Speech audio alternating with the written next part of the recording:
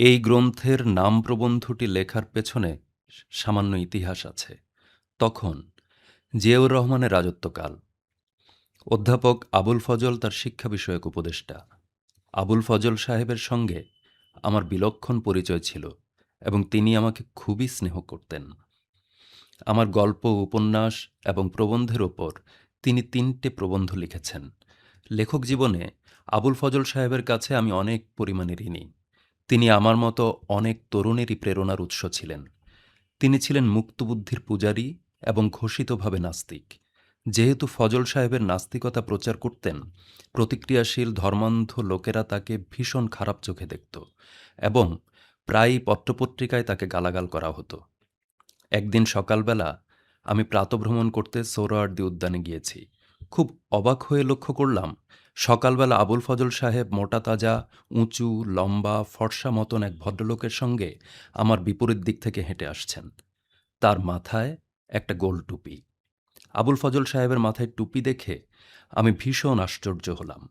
সালাম করে জিজ্ঞেস করলাম, স্যার, এত সকালে কোথায় যাচ্ছেন? তিনি জানালেন, সিরাত মাহফিলে যোগ দেবেন বলে বেরিয়েছেন। তার সঙ্গের মানুষটির পরিচয়ও আমি পরে জানতে পেরেছি। তিনি ছিলেন জেনারেল জিয়াউর রহমানের আকাশ সেনা প্রধান জনাব M.A.G. তাওয়াব। ধর্ম নিয়ে অত্যধিক বাড়াবাড়ির কারণে এই ভদ্রলোক জিয়াউর রহমানকে অনেকবার বেকায়দায় ফেলেছেন। শেষ পর্যন্ত জেনারেল জিয়া তাওয়াব সাহেবকে তার শ্বশুরের দেশ জার্মানিতে চলে যেতে বাধ্য করেন। আমি আবুল ফজল সাহেবকে টুপি পরে সিরাত মাহফিলে যোগ দিতে যাওয়ার ঘোষণা শুনে মনে মনে একটু চোট পেলাম।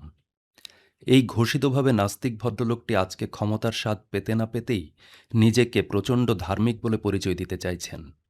এরকম কাণ্ড কি করে ঘটে, সেটা আমাকে ভয়ানক রকম চিন্তিত এবং উতলা করে তোলে। অনেক নাস্তিক শেষ পর্যন্ত আস্তিকে পরিণত হয়েছে, এরকম ভুরি ভুরি লোকের নাম আমি জানি। কিন্তু আবুল ফজল সাহেবের মতো লোক, যিনি সারা জীবন নাস্তিকতার পুরোহিতের ভূমিকা পালন করে গেছেন, তিনি ক্ষমতার কাছাকাছি আসতে না আসতেই কোনো রকম ব্যাখ্যা বিশ্লেষণ না দিয়েই একটা ভিন্ন পরিচয়ে নিজেকে চিহ্নিত করতে তৎপর হয়ে উঠলেন, সেটাই আমাকে সবচাইতে বিস্মিত করেছে। এই যে হঠাৎ পরিচয় পাল্টে ফেলা, তার পেছনে আমার মনে হয়েছিল একগুচ্ছ সামাজিক কারণ বর্তমান। আবুল ফজল সাহেব উপলক্ষ মাত্র, কারণ নন। বাঙালি মুসলমান সমাজের ভেতরে এমন কিছু ব্যাপার স্যাপার আছে যেগুলো ব্যক্তিকে কোনো বিশ্বাসের বিন্দুতে স্থির থাকতে দেয় না, ডানে কিংবা বাঁয়ে হেলতে বাধ্য করে। মনের এই উত্তেজিত অবস্থাতে আমি এক রাতে একটুও না থেমে বাঙালি মুসলমান রচনাটি লিখে শেষ করি। লেখাটি যখন প্রথম সমকালে প্রকাশিত হয়, আমাদের দেশের চিন্তাশীল মানুষদের মধ্যে কিছু আলোড়নও আমি লক্ষ্য করি। রাজশাহী বিশ্ববিদ্যালয়ের নৃতত্ত্ব বিভাগের অধ্যাপক এবনে গোলাম সামাদ আমার লেখার তীব্র সমালোচনা করে একটি নাতিদীর্ঘ নিবন্ধ লেখেন। আত্মপক্ষ সমর্থন আমাকেও ওই একই সমকাল পত্রিকায় জনাব এবনে গোলাম সামাদের অভিযোগের একটা কড়া জবাব দিতে হয়। বর্তমান গ্রন্থটির পাণ্ডুলিপি জমা দেওয়ার প্রায় ২ বছর পর বাংলা একাডেমি ছাপার কাজ শুরু করে। লেখাটি যখন ৪ ভাগের ৩ ভাগ ছাপা শেষ হয়েছে, একাডেমি কর্তৃপক্ষকে আমি অনুরোধ করি শেষের দিকে আমি এই গ্রন্থে একটি বড়সড় লেখা সংযোজন করতে চাই এবং সেজন্য তাদের একটু অপেক্ষা করতে হবে। আমার মনে সামান্য অস্বস্তি ছিল। বাঙালি মুসলমান সমাজকে নানা দিক থেকে আমি অভিযুক্ত করছি, অথচ আমার জন্ম এই সমাজে ঘটেছে। এই সত্য কোনোদিন অস্বীকার করা আমার পক্ষে সম্ভব হবে না। নিজের সমাজের অবিমিশ্র নিন্দে করে কোনো মানুষ ভালো কিছু করতে পারে না। সেজন্য আমি মনে মনে অনুসন্ধান করছিলাম এমন কিছু খুঁজে পাই কিনা যা দিয়ে বাঙালি মুসলমানের দিক সামান্য হলেও আমি উল্লেখ করতে পারি। এই রচনা লেখার প্রায় ৫ বছর আগে আমার সঙ্গে প্রয়াত শিল্পী S.M. সুলতানের সঙ্গে পরিচয় হয় এবং পরিচয়ের পরে বন্ধুত্বের রূপ নেয়। সুলতানকে আমার বাঙালি মুসলমান সমাজে নয়, শুধু গোটা ভারতীয় উপমহাদেশের মধ্যে একজন অনন্য সাধারণ মানুষ বলে মনে হয়। আমাদের দেশের জ্ঞানী গুণী মানুষ দীর্ঘদিন ধরে এই মহান শিল্পীর প্রতি উপেক্ষা এবং তাচ্ছিল্য প্রদর্শন করে যে পাপ করে আসছিল, সেই পাপ স্খলনের একটি পন্থা উদ্ভাবনের প্রয়োজনীয়তা আমি তীব্রভাবে অনুভব করে আসছিলাম। যেভাবে সুলতান এবং তার শিল্পকর্ম দেশবাসীর সামনে তুলে ধরা প্রয়োজন, সেই জিনিসটি তুলে আনতে পারছিলাম না বলেই আমাকে ক্রমাগত অপেক্ষা করতে হয়েছিল। এই সময়ে দীর্ঘ ৫০ পৃষ্ঠা বিস্তৃত রচনাটি আমি শেষ করি এবং তারপরে বাংলা একাডেমি বইটি প্রকাশ করে। বাঙালি মুসলমানের মন প্রবন্ধটি বাংলা একাডেমি থেকে প্রকাশিত হওয়ার পর থেকেই এই গ্রন্থের পক্ষে বিপক্ষে নানা ব্যক্তি অভিমত প্রকাশ করতে থাকেন। আমার এই রচনার বিরূপ প্রতিক্রিয়াসমূহের মধ্য থেকে কয়েকটির কথা আমি তুলে ধরতে চাই। ঢাকা বিশ্ববিদ্যালয়ের সমাজবিজ্ঞানের অধ্যাপক, ভূতপূর্ব সভাপতি, প্রাথমিক শিক্ষক সমিতি আবুল কালাম আজাদ জনাব অলি আহাদ সম্পাদিত সাপ্তাহিক ইত্তেহাদ পত্রিকায় অনূন ৬ মাস ধরে আমার লেখা বাঙালি মুসলমানের মন প্রবন্ধটির বিরুদ্ধে একটানা লিখে যেতে থাকেন। এই রস্যকায় করিতকর্মা অধ্যাপককে যিনি জানেন, অবশ্যই একমত হবেন যে তার প্রতিশোধ গ্রহণের আকাঙ্ক্ষা কী রকম ভয়ঙ্কর হতে পারে। আজাদ সাহেব ইত্তেহাদ পত্রিকায় নিবন্ধসমূহ লিখে নিবৃত্ত হতেন না। তার নিবন্ধ সংবলিত পত্রিকাটি প্রতি সপ্তাহে আমার দরজার তলা দিয়ে ঘরের মধ্যে ঢুকিয়ে দিয়ে যেতেন। আমি তখন থাকতাম ঢাকা বিশ্ববিদ্যালয়ের আন্তর্জাতিক ছাত্রাবাসে এবং তিনি থাকতেন আমার পেছনে শিক্ষকদের কোয়ার্টার্সে। আমি সিদ্ধান্ত নিয়েছিলাম, ভালো মন্দ যাই লিখুক না কেন আমি কোনো প্রতিক্রিয়া ব্যক্ত করব না। কারণ আমি আবুল কালাম আজাদ সাহেবের কৌশলটা আঁচ করতে পেরেছিলাম। তিনি তার লেখাগুলো পাঠ করিয়ে আমাকে খেপিয়ে তুলতে চাইছিলেন। আমি ঠিক করেছিলাম তার ফাঁদে কিছুতেই ধরা দেব না। তাই দরজা খুলে যখন দেখতাম একটা ইত্তেহাদ পত্রিকা মেঝের ওপর শুয়ে আছে, আমি কাল বিলম্ব না করে সেটা জ্বালিয়ে দিতাম। তারপর আবুল কালাম আজাদ সাহেব একটা ভিন্ন পথ ধরলেন। ইত্তেহাদের প্রকাশিত নিবন্ধগুলো দিয়ে তিনি একটি পুস্তিকা প্রকাশ করলেন এবং সেই পুস্তিকা বিশ্ববিদ্যালয়ের শিক্ষকদের মধ্যে বাড়ি বাড়ি গিয়ে বিতরণ করে এলেন। কিন্তু শিক্ষকরা কেউ উচ্চবাচ্য কিছু করলেন না। এই ছোট মানুষটি মোটেই দমে যাওয়ার পাত্র নন। তিনি এক শুক্রবার স্বরচিত পুস্তিকাটি হাতে করে কাঁটাবন মসজিদে এলেন। নামাজ শেষে উপস্থিত মুসল্লিদের কাছে নিবেদন করলেন, আহমদ ছফা বাঙালি মুসলমানদের হিন্দুদের জারদ সন্তান বলেছে, সুতরাং তার একটা বিহিত হওয়া দরকার। আমার ধারণা মুসল্লি সাহেবরা আবুল কালাম সাহেবের চরিত্র জানতেন, তাই তারা চেতে ওঠার বিশেষ প্রয়োজন অনুভব করেননি। এভাবে তো আবুল কালাম পর্বত ছুটল। এরপর আক্রমণ এলো সম্পূর্ণ ভিন্ন দিক থেকে। দৈনিক সংগ্রাম পত্রিকায় আমাকে ব্যঙ্গবিদ্রূপ করে পরপর ২ সংখ্যায় একটি লেখা প্রকাশিত হলো। এক ভদ্রলোক ছদ্মনামে এই রচনাটি প্রকাশ করেছেন। পরে আমি এই ভদ্রলোকের নাম পরিচয় উদ্ধার করতে পেরেছি। তিনি ছিলেন একটি বিশ্ববিদ্যালয়ের ভূতপূর্ব উপাচার্য এবং পরবর্তীকালে জিয়া সরকারের একজন মন্ত্রী। যতই নিন্দে সমালোচনা হোক, তথাপি লেখাটির মধ্যে একটা শক্তি ছিল যা আমাদের দেশের প্রধান এবং খ্যাতনামা গদ্য লেখকদেরও প্রভাবিত করতে সক্ষম হয়েছিল। আমি যে যুক্তি শৃঙ্খলা প্রয়োগ করে বাঙালি মুসলমানের মানুষ জীবন বিশ্লেষণ করার প্রয়াস নিয়েছিলাম, আমার সেই চিরন্তন পদ্ধতিটি অনেকেই গ্রহণ করতে বাধ্য হয়েছিলেন। কিন্তু আমার প্রতি সামান্য ঋণের কথা উল্লেখ করলে তাদের সম্মানহানি ঘটে, সেজন্য আমার নামটি একেবারেই উল্লেখ করেননি। একটা দুঃখের কথা বলি। একবার বাংলা একাডেমি সিদ্ধান্ত নিলেন তারা একটি প্রবন্ধ সংকলন প্রকাশ করবেন, যে সংকলনে বাংলা সাহিত্যের প্রধান গদ্য লেখকদের রচনা স্থান পাবে। একেবারে কনিষ্ঠ লেখক হিসেবে আমারও একটি লেখা গ্রহণ করবেন বলে ঠিক করেছেন। আমাকে যখন একটি লেখা দিতে বলা হলো, আমি বাঙালি মুসলমানের মন প্রবন্ধটি একাডেমিতে জমা দিলাম। কিছুদিন পর একাডেমির দায়িত্বপ্রাপ্ত কর্মকর্তা আমাকে জানালেন, সম্পাদক মণ্ডলী আমার রচনাটি বিশেষ কারণে গ্রহণ করতে পারছেন না। আমি যেন তাদেরকে অন্য একটি রচনা দিয়ে বাধিত করি।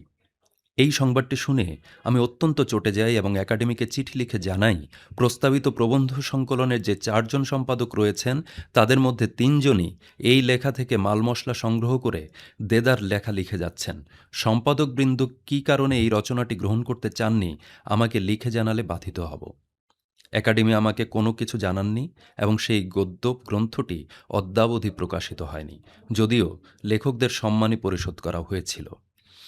আমাকে এই প্রবন্ধটি সম্বন্ধে আরও কিছু কথা বলতে হবে এবং বলবো রচনার শেষ পর্যায়ে। এখানে একটি সংবাদ জানিয়ে রাখতে চাই, কলকাতাতে যখন গ্রন্থটি প্রকাশ হতে যাচ্ছিল সে সময়ে মিরান্দা প্রকাশনীর শ্রীমতী পাপিয়া রায় একটি গ্রন্থ প্রকাশ উৎসবের আয়োজন করেছিলেন। সদ্য প্রয়াত কবি শক্তি চট্টোপাধ্যায় ওই অনুষ্ঠানের সভাপতিত্ব করেছিলেন। তারপর থেকে কবি শক্তি চট্টোপাধ্যায়ের সঙ্গে আমার একটি সুন্দর সম্পর্ক তৈরি হয়। গ্রন্থটির ২য় সংস্করণ প্রকাশের প্রাক্কালে শক্তি চট্টোপাধ্যায়ের স্মৃতির প্রতি সম্মান প্রদর্শন করা একটি কর্তব্য বলে মনে করছি। এই গ্রন্থে বাঙালি মুসলমানের মন ছাড়াও আরও কিছু রচনা স্থান পেয়েছে। তার মধ্যে ভবিষ্যতের ভাবনা রচনাটি আমি লিখেছিলাম ছাত্রজীবনে। রচনাটি জনাব আবদুল্লাহ আবু সাইদ সম্পাদিত কণ্ঠস্বর পত্রিকায় প্রকাশিত হয়। আইয়ুব খান সাহেবের সংস্কৃতি বিষয়ক মন্ত্রী খাজা শাহাবুদ্দিন যখন রেডিও টিভিতে রবীন্দ্রসঙ্গীত প্রচার বন্ধের ঘোষণা দেন, সেই সময়ে আমি আমার এক বন্ধু কাজী সিরাজ মিলে ঠিক করি এই পরিস্থিতিতে তৎকালীন পূর্ব পাকিস্তানের সমস্ত পরিচিত সম্পন্ন তরুণ প্রবীণ কবি লেখকদের রচনা সংগ্রহ করে একটি সংকলন গ্রন্থ প্রকাশ করলে সবচাইতে ভালো হয়। আমরা প্রখ্যাত প্রকাশনা প্রতিষ্ঠান স্টুডেন্ট ওয়েজকে এই প্রস্তাবিত গ্রন্থটি প্রকাশ করার দায়িত্ব গ্রহণ করতে রাজি করাই। তারপর আমাদের শিক্ষক ডক্টর আনিসুজ্জামান সাহেবকে এই গ্রন্থটি সম্পাদনা করতে অনুরোধ করি এবং তিনি রাজিও হন। এই উপলক্ষে আমি রবীন্দ্রনাথের সংস্কৃতি সাধনা শীর্ষক লেখাটি লিখি। এখানে বলা অপ্রাসঙ্গিক হবে না, ওই সংকলনে এটি ছিল একমাত্র ছাত্রলিখিত রচনা। আমার লেখাটির অংশবিশেষ প্রয়াত সোমেন্দ্রনাথ ঠাকুর স্টেটসম্যান পত্রিকায় ইংরেজি অনুবাদ করে প্রকাশ করেন। বাঙালির ইতিহাস প্রসঙ্গে লেখাটি লেখা হয়েছিল মুক্তিযুদ্ধের সময়ে। তখন প্রয়াত কবি সিকান্দার আবু জাফর কলকাতা থেকে সাপ্তাহিক অভিযান পত্রিকাটি প্রকাশ করতেন। 1974 সালে ঢাকা বিশ্ববিদ্যালয়ের শিক্ষা গবেষণা ইনস্টিটিউটের শিক্ষা বিষয়ক সেমিনারে পাঠ করার জন্য শিক্ষার দর্শন শীর্ষক রচনাটি লিখিত হয়। একটু ভুল হয়ে গেল। ছাত্র থাকার সময়ে যে সকল প্রবন্ধ লিখেছি, বার্ট্রান্ড রাসেলও সেই পর্যায়ভুক্ত রচনা। লেখাটি ডক্টর আহমদ শরীফের বাড়িতে পাঠচক্রের একটি সাপ্তাহিক সভায় পঠিত হয়েছিল। প্রথম সংস্করণে যে সকল রচনা প্রকাশিত হয়েছিল অপ্রাসঙ্গিক মনে হওয়ায় বর্তমান সংস্করণটিতে 4টি প্রবন্ধ বাদ দেওয়া হলো। বাঙালি মুসলমানের মন গ্রন্থটিতে অন্তত 3টি রচনার স্থান পেয়েছে, যেগুলোর জন্য আমি সামান্য কৃতিত্ব দাবি করতে পারি। প্রথমত, মানিক বন্দ্যোপাধ্যায়ের পদ্মা নদীর মাঝি উপন্যাসের একটি চরিত্র প্রবন্ধটির কথা উল্লেখ করব। হোসেন মিয়ার চরিত্রটিকে আমি যেভাবে ব্যাখ্যা করেছি সেটি একেবারে নতুন। ইতপূর্বে বাংলা সাহিত্যে কোনো সমালোচনা মানিকের সৃষ্ট ওই অপূর্ব চরিত্রটির এরকম বৈজ্ঞানিক ব্যাখ্যা দাঁড় করাননি। গৌতম ঘোষ পদ্মা নদীর মাঝি উপন্যাসটির যে চিত্ররূপ দিয়েছেন তাতে খুঁটিয়ে বিচার করলে আমার এ প্রবন্ধটির প্রভাব লক্ষ্য করা যাবে। গৌতম যে উৎকৃষ্ট ছবি করতে পারেননি সেই দোষ তো আমার নয়, আমি তো চরিত্রটিকে সঠিকভাবেই ব্যাখ্যা করেছিলাম। দ্বিতীয় যে প্রবন্ধটির কথা উল্লেখ করতে চাই সেটি হল বাংলার চিত্র ঐতিহ্য এবং সুলতানের সাধনা। এই বিশেষ রচনাটি লিখতে পারার কারণে আমি মনে করি একটা বড় সামাজিক এবং সাংস্কৃতিক দায়িত্ব পালন করেছি। 50-এর দশকের দিকে শিল্পী এস এম সুলতান ইউরোপ আমেরিকায় খ্যাতি অর্জন করেছিলেন। কন্টেম্পোরারি গ্রেট মাস্টার্স পিকাসো, দালি, মাতিস, পল ক্লি প্রমুখ শিল্পীদের সঙ্গে প্রদর্শনীতে অংশগ্রহণ করেছিলেন, এ কথা সত্য বটে। কিন্তু দেশে ফিরে আসার পর তার কথা লোকে একেবারেই ভুলে যায়। তিনি নড়াইলের কৃষিজীবী সমাজের সঙ্গে একেবারে মিলেমিশে জীবনযাপন করতে থাকেন। এখানে ওখানে কিছু ছবি এঁকেছেন, শিশুদের আঁকার তালিম দিয়েছেন, গাঁজা চরস টেনে তার দিন কেটে যাচ্ছিল। 1976 সালে দেশে আসার প্রায় 30 বছর পর শিল্পকলা একাডেমিতে সুলতানের একটি চিত্র প্রদর্শনী হয় এবং এতে 500-র মতো ছবি স্থান পেয়েছিল। আমাদের দেশের শিল্পী এবং চিত্র অনুরাগী মহল সুলতানের এই অমর চিত্রসমূহের প্রতি কোনো অনুরাগ দেখাতে পারল না। এই ঘটনাটা আমাকে ভয়ঙ্কর রকম ব্যথিত করে। এই শহরবাসী মানুষদের এই নীরব ষড়যন্ত্রের জাল ছিন্ন করে সুলতানের প্রতিভা যথাযথভাবে দেশের মানুষদের সামনে তুলে ধরার একটা তীব্র আকাঙ্ক্ষা আমার মধ্যে জাগ্রত হয়। আমি পেশাদার চিত্র সমালোচক ছিলাম না, শিল্পেও আমার কোনো রকমের অধিকারবোধ ছিল না। প্রয়োজনীয় যোগ্যতার অভাব সত্ত্বেও সুলতানের উপর দীর্ঘ প্রবন্ধটি আমি রচনা করি। এ লেখায় সুলতানকে পৃথিবীর শ্রেষ্ঠ চিত্রকরদের একজন হিসেবে চিহ্নিত করার কারণে আমাদের দেশের ছবি আঁকিয়েদের কাছ থেকে অনেক খারাপ কথা শুনতে হয়েছে। এটা গেল একদিক, আরও একটা দিক রয়েছে। এ রচনাটি প্রকাশিত হবার পর শিল্পী সুলতানকে নতুনভাবে বিচার করার একটা প্রক্রিয়াও এখানে শুরু হয়। মূলত আমার রচনার বিশ্লেষণ ধারা অনুসরণ করে তরুণ চিত্র পরিচালক তারেক মাসুদ সুলতানের জীবন অবলম্বন করে আদম সুরত শিরোনামে একটি প্রামাণ্য চিত্র তৈরি করেন। দেশের একজন প্রথিতযশা কথাশিল্পী হাসনাত আব্দুল হাই সুলতান উপন্যাসটি লেখেন। সুলতানকে ঘিরে এক ব্যাপক কর্মতৎপরতা শুরু হয়। অল্পদিনের মধ্যেই একটি জীবন্ত কিংবদন্তি হিসেবে সুলতানের নাম বাংলাদেশের ঘরে ঘরে প্রতিষ্ঠা লাভ করে। তাকে রাষ্ট্রীয় শিল্পীর মর্যাদা দেওয়া হয় এবং সর্বোচ্চ জাতীয় সম্মানও তাকে দেখানো হয়। অনেকগুলো দেশ থেকে চিত্র প্রদর্শনী করার আমন্ত্রণ আসে। সুলতানের অসুস্থতার কারণে কোথাও যাওয়া হয়নি। তার মৃত্যুর অব্যবহিত পরে জার্মানিতে তার নামে একটি মিলনায়তনের নামকরণ করা হয়েছে। মাত্র কিছুদিন আগে বাংলাদেশ সরকার ঘোষণা করেছে যে সুলতানের জন্মস্থান নড়াইলে একটি জাদুঘর প্রতিষ্ঠা করা হবে এবং এ উদ্দেশ্যে সরকার ১.৫ কোটি টাকা অনুদান বরাদ্দ করেছে। আমার ধারণা, সুলতান সম্পর্কিত লেখাটি প্রকাশিত না হলে আমাদের দেশ ও পৃথিবী সামনে সুলতান এই নতুন পরিচয় তুলে ধরা সম্ভব হতো না। সুলতান একজন মহান শিল্প ব্যক্তিত্ব। তবু আমার একটা বিশ্বাস জন্মেছে, হয়তো এই প্রবন্ধটি না লিখলে সুলতানের পরিচয়টি এমনভাবে ঝালিয়ে তোলা সম্ভব হতো না। এ লেখার শুরুতে বলেছিলাম, নাম প্রবন্ধ বাঙালি মুসলমানের মনের উপর আরও কিছু কথাবার্তা বলবো। আমি বাঙালি মুসলমানের সমাজের সৃষ্টিকর্ম বিশ্লেষণ করে একটি সিদ্ধান্তে উপনীত হয়েছিলাম যে বাঙালি মুসলমান রচিত কোনো শৈল্পিক এবং দার্শনিক সৃষ্টি কোনো রকম তাৎপর্য দাবি করতে পারে না। তার কারণ, এই সমাজ বাইরের দিক থেকে পারিপার্শ্বিক পৃথিবীর ক্রিয়া প্রতিক্রিয়া তাপে চাপে বাধ্য হয়ে অল্প বিস্তর পরিবর্তিত হলেও তার কৌম সমাজের মনের গণ্ডিবদ্ধতার মধ্যে কোনো পরিবর্তন আসেনি। বাঙালি মুসলমানের সমষ্টিগত মনের প্রসারহীনতার একটি মুখ্য কারণই আমি নির্দেশ করতে চেষ্টা করেছি। শুরু থেকেই বাঙালি মুসলমান সমাজ রাষ্ট্রযন্ত্রের সঙ্গে কোনোভাবেই সম্পর্কিত ছিল না বলেই তার মনের ধরনধারণটি অশ্বক্ষুরাকৃতির হ্রদের মতো থেকে গেছে। মানুষের চিন্তা করার ক্ষমতাই তার জাগতিক অগ্রগতির উৎস। বাঙালি মুসলমান চিন্তাই করতে শেখেনি। তার কারণ, কখনো সে রাষ্ট্রযন্ত্র পরিচালনা করার অধিকার পায়নি। একটি রাষ্ট্র গঠনের মাধ্যমে একটি সমাজ বিশ্ব সমাজের অংশে পরিণত হয় এবং বিশ্বসভায় একটি আসন অধিকার করে। বাঙালি মুসলমানের উল্লেখ করার মতো কোনো কীর্তি ছিল না, কিন্তু বাঙালি মুসলমান ৭১-এর মুক্তিযুদ্ধের মাধ্যমে একটি বাঙালি জাতীয় রাষ্ট্রের জন্ম দিয়েছে। এটাই তার সবচাইতে বড় এবং অবিস্মরণীয় কীর্তি। এই কীর্তির পাশে অন্যবিধ কীর্তিগুলো ম্লান হয়ে যায়। এখানে একটা কথা বুঝিয়ে বলার অপেক্ষা রাখে। আমি বাঙালি মুসলমান বাঙালির জাতি ও রাষ্ট্রের প্রতিষ্ঠা করেছে এই কথাটি বলে অন্য জাতি গোষ্ঠীর এবং ধর্মীয় সম্প্রদায়ের দাবি খারিজ করিনি। বাংলাদেশের সংখ্যাধিক মানুষ মুসলমান এবং মুক্তিযুদ্ধে তাদের ভূমিকা সবচাইতে প্রণিধানযোগ্য। সে কথাটি মনে রেখে বলছি, বাঙালি মুসলমান একটি বাঙালি জাতীয় রাষ্ট্র সৃষ্টি করেছে। অন্যান্য ধর্মীয় সম্প্রদায়গুলি এই জাতীয় রাষ্ট্র সৃষ্টিতে কোনো ভূমিকা পালন করেনি, সে কথা আদৌ সত্য নয়। ইতিহাসে ২০-৩০ বছর কোনো দীর্ঘ সময় নয়। বাঙালি মুসলমান মুক্তিযুদ্ধের মাধ্যমে যে রাষ্ট্রযন্ত্রটি প্রতিষ্ঠা করেছে সে রাষ্ট্রের সংকটের অন্ত নেই। কোথাও কোনো দিক নির্দেশনার চিহ্ন পরিদৃশ্যমান নয়।